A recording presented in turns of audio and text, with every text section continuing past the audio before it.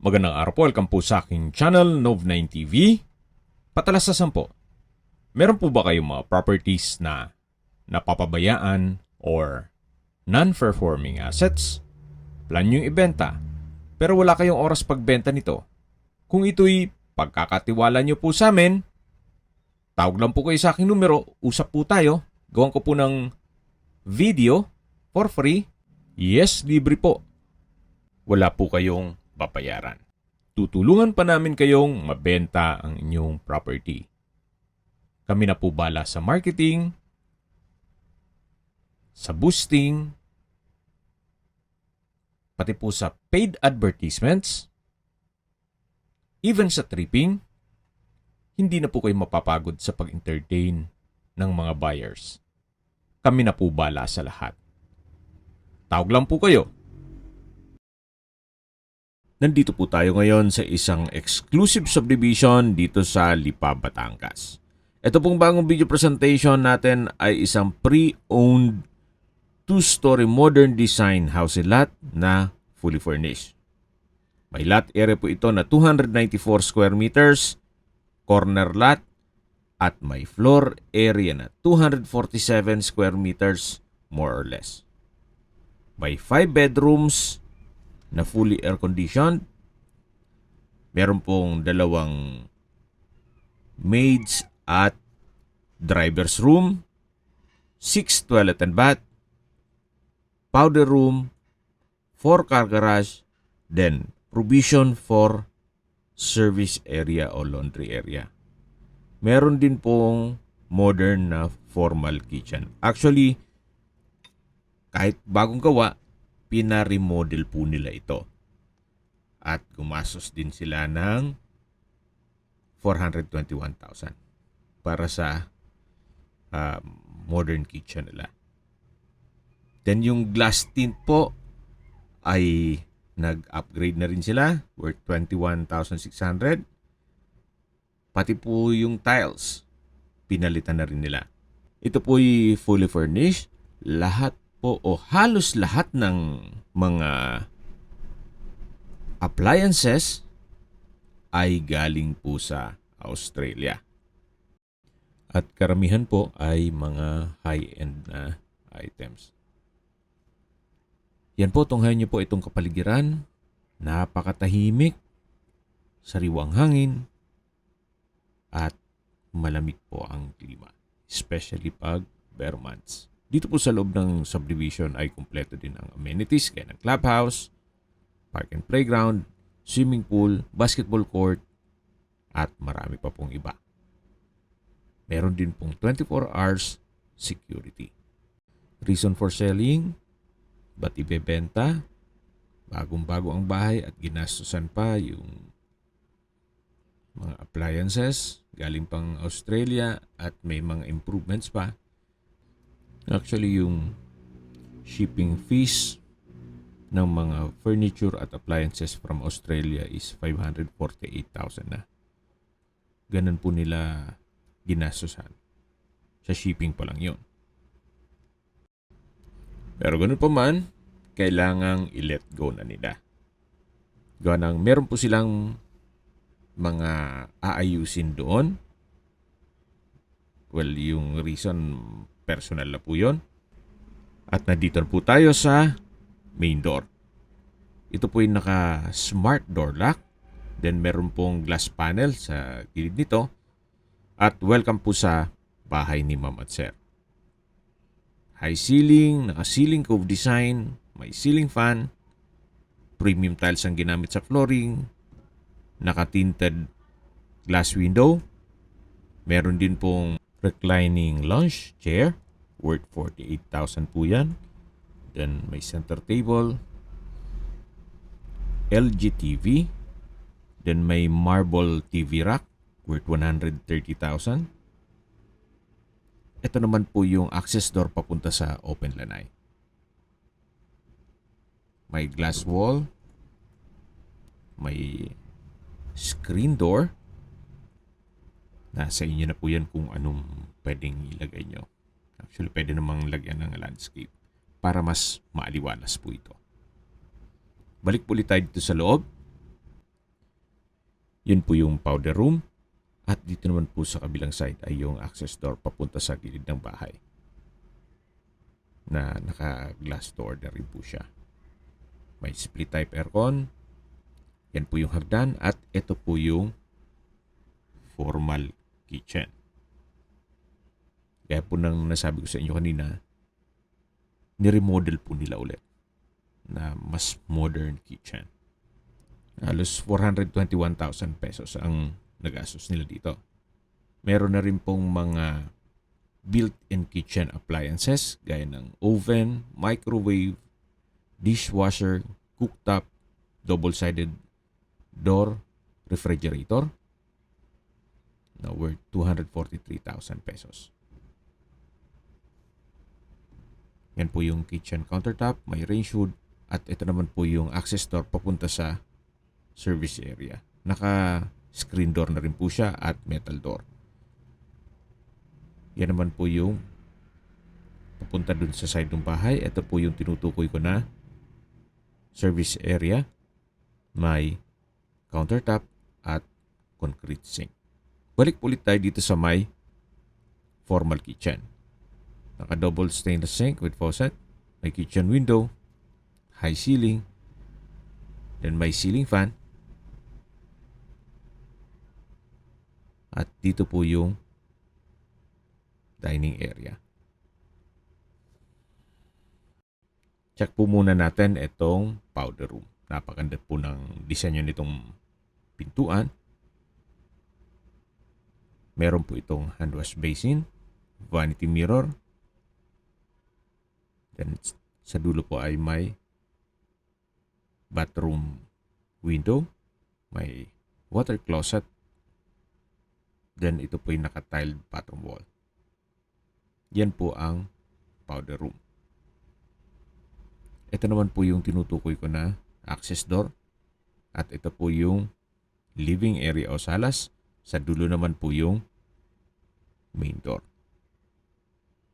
Kung meron man po kayong PWD or senior citizen sa pamilya, itong kwarto na to ang para sa kanila. Ito po yung first bedroom o unang kwarto na sa ngayon ginawa nilang stock room. Pwede rin po itong gawing office at meron din po itong sariling toilet and bath. May customized glass windows na tinted na rin po yan. At ito po yung toilet and bath. May hand wash basin, vanity mirror, water closet with bidet, towel holder, bathroom window, shower enclosure, overhead shower. From floor to ceiling po ang tile bathroom wall. Ito po ang toilet and bath ng first bedroom. Yan po pala yung LG na TV. At meron din pong washing machine na 10 kg. LG po yun, worth 52,000. Halos hindi naman nagamit. At balik po ulit tayo dito sa may living area. Yan po yung access papunta sa open lanay. Ito naman po yung powder room. At nandito na po tayo sa staircase o hagdan.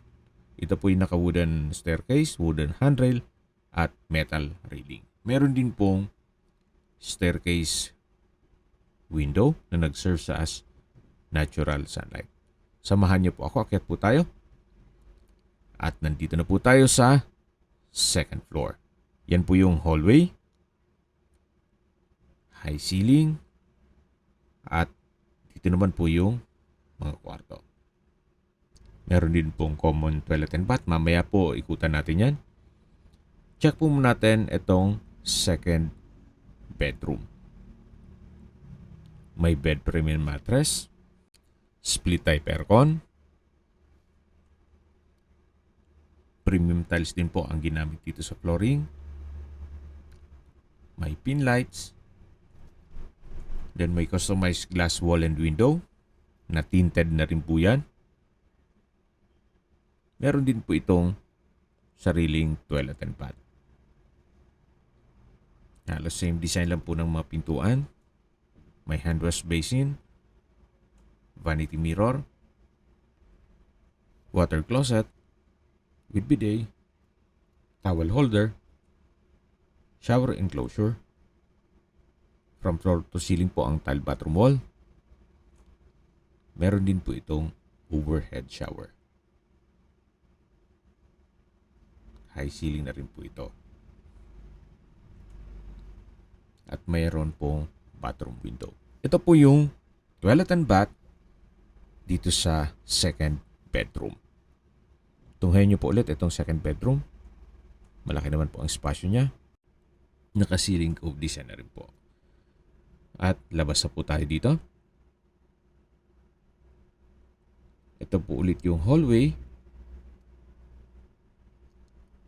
At yan naman po yung master bedroom. May bed frame and mattress with side table and light worth 144,000 din po yan. Then may ceiling fan, customized glass wall and window na mas nakakapaliwalas. Bago rin po ang tiles. Ito naman po yung toilet and bath. Meron din pong wardrobe with light and safe cabinet worth 60,000 pesos.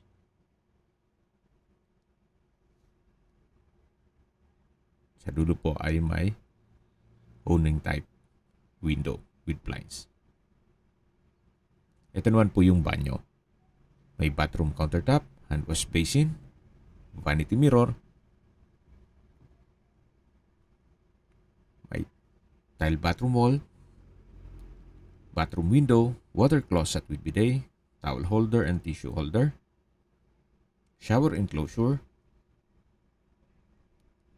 overhead shower na may hot shower set. Ito po ang toilet and bath ng master bedroom o third bedroom. Yan po yung walk-in closet, wardrobe, at tunghayin nyo po ulit itong master bedroom. Napaganda po, napakaliwalas. Ito naman po yung access door papunta sa balkonahe na naka-glass railing. Mula po dito, matatanaw nyo naman ang inyong mga magiging kapitbahay. Halos wala pa pong gaanong mga kabahayan dito. Ito pong area na to ay ito yung high-end. Dun po sa low-end ng mga kabahayan ay marami na rin pong nakatira.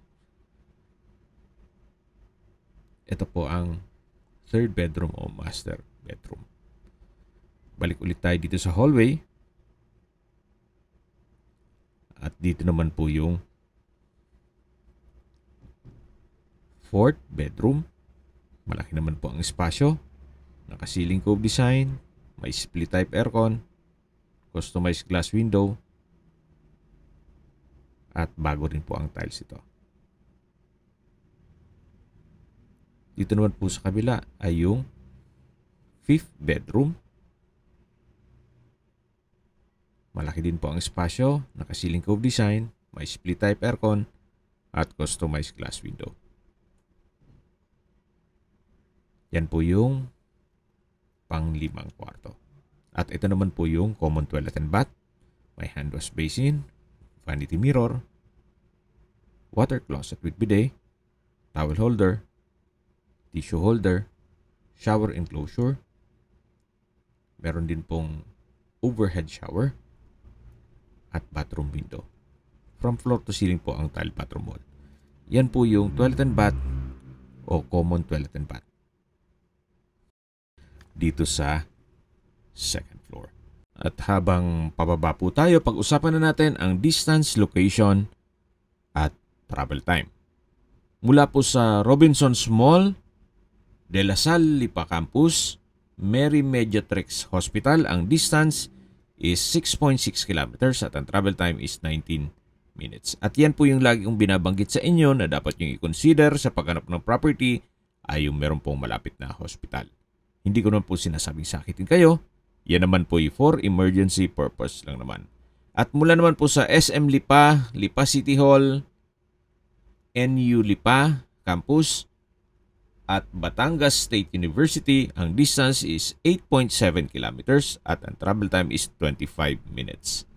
Mula naman po sa Startol Lipa Exit, ang distance is 14 kilometers at ang travel time is 25 minutes. At mula naman po sa Manila o sa airport, ang distance is 80 kilometers at ang travel time is 1 hour and 29 minutes. Ito po yung maid's room, naka-metal door. Meron din po itong sariling banyo o toilet and bath. Maayos naman po ang toilet fixtures nito. Tile flooring na rin siya at high ceiling. Maayos din po ang pintura ng ceiling at wall. Dito naman po yung kabilang side ng bahay na kung saan ito rin po yung isang kwarto na pwedeng gawing driver's room. O kung dalawa yung kasama nyo sa bahay, sa ngayon po, ginawa itong stock room. At may sarili din pong banyo. Mula po sa garahe, ito po yung sliding glass door na malapit sa living area. Okay, sa presyo na po tayo. Binebenta po ito ni owner sa halagang 30 million pesos. Kung may mga katanungan po kayo, tawag lang po kayo sa aking numero. At sa mga kababayan naman natin na sa ibang bansa, meron po akong WhatsApp, Viber, Telegram at Signal. Same number lang po, 0917-316-3399. Sa mga nagtatanong naman po ng aming Facebook, meron po aming Facebook page na Nov9TV at Facebook Real Video. Meron din pong TikTok at Instagram. May ibang YouTube channel po kami, the Nov9TV channel, Nov9TV Listings, Nov9TV On The Spot, Nov9TV Updates, at Nov9TV House Rental. Sana po naibigyan nyo ang video presentation. Paki-like and subscribe na lang po sa aking channel para ma-update din po kayo sa aking future listings. Kung sakali po hanap nyo yung mas malaking sukat ng lupa, meron din po kami ibang listings na pwede nyong pagpilian. Huwag po kayong mag-atubiling tumawag sa amin. Then, let us know your budget para malaman namin kung anong property pwede naming ilog sa inyo. Sa lahat pong viewers, subscriber at nagtiwala po sa amin, salamat po sa suporta. Ingat po kayo lagi at yung pamilya. Maraming salamat po.